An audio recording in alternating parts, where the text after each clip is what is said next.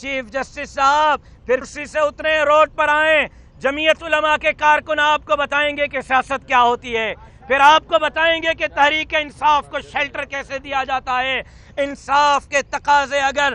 وزیر اعظم اس وقت کا پورا نہیں کرتا تو ہم نے اس کے خلاف دھرنا دیا۔ چیف جسٹس صاحب آپ کو ہم نظر نہیں آتے تو نہ آئیں، انڈیا کے ٹی وی چینلز دیکھ لیں۔ عمران خان نے وہ کچھ کیا ہے 75 سال میں جو ہندوستان خود نہیں کر سکا۔ چیف جسٹس صاحب اس ملک کے دشمن کو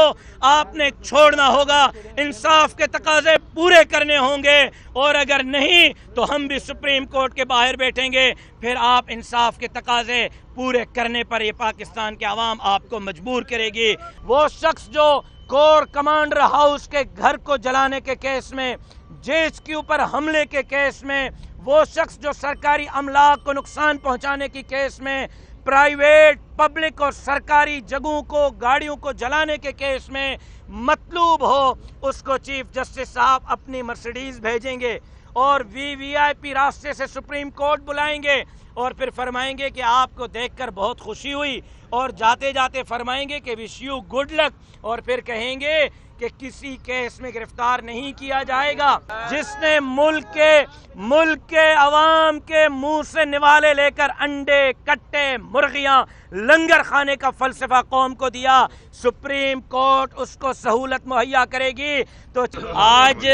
PDM کے سربراہ مولانا فضل الرحمان صاحب کے حکم پر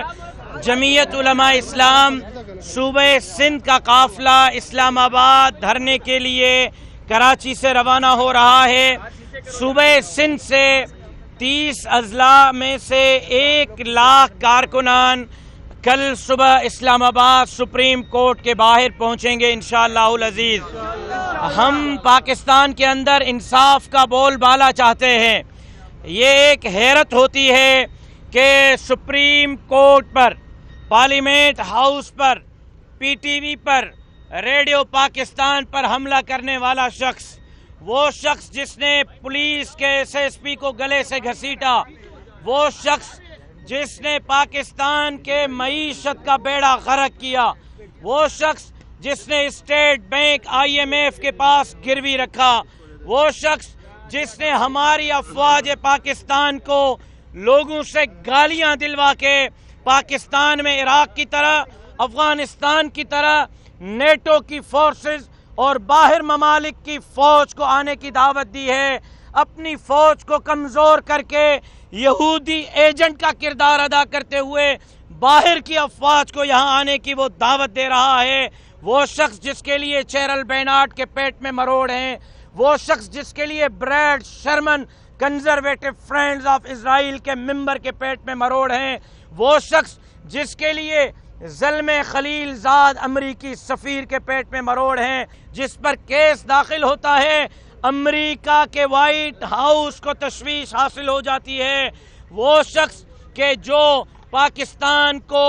IMF کے پاس گروی رکھوانے میں ملوث ہو، وہ شخص جو ناجائز بیٹی کے کیس میں الیکشن کمیشن کو مطلوب ہو، وہ شخص جو اسرائیل، امریکہ اور ہندوستان سے فارن فنڈنگ کیس میں الیکشن کمیشن کو مطلوب ہو، وہ شخص جو 60 ارب کی کرپشن میں نیب کو مطلوب ہو، وہ شخص جو توشہ خانہ کیس میں حکومت کو مطلوب ہو، وہ شخص جو کور کمانڈر ہاؤس کے گھر کو جلانے کے کیس میں، JHQ پر حملے کے کیس میں، وہ شخص جو سرکاری املاک کو نقصان پہنچانے کی کیس میں، پرائیویٹ، پبلک اور سرکاری جگہوں کو، گاڑیوں کو جلانے کے کیس میں مطلوب ہو، اس کو چیف جسٹس صاحب اپنی مرسیڈیز بھیجیں گے اور VIP راستے سے سپریم کورٹ بلائیں گے، اور پھر فرمائیں گے کہ آپ کو دیکھ کر بہت خوشی ہوئی، اور جاتے جاتے فرمائیں گے کہ وش یو گڈ لک، اور پھر کہیں گے کہ کسی کیس میں گرفتار نہیں کیا جائے گا۔ جس نے ملک کے عوام کے منہ سے نوالے لے کر انڈے، کٹے، مرغیاں، لنگر کھانے کا فلسفہ قوم کو دیا، سپریم کورٹ اس کو سہولت مہیا کرے گی۔ تو چیف جسٹس صاحب پھر کرسی سے اتریں، روڈ پر آئیں۔ جمعیت علماء کے کارکن آپ کو بتائیں گے کہ سیاست کیا ہوتی ہے، پھر آپ کو بتائیں گے کہ تحریک انصاف کو شیلٹر کیسے دیا جاتا ہے۔ انصاف کے تقاضے اگر وزیر اعظم اس وقت کا پورا نہیں کرتا تو ہم نے اس کے خلاف دھرنا دیا، لیکن اگر آج پاکستان میں جوڈیشل مارشل لا لگے گا، جو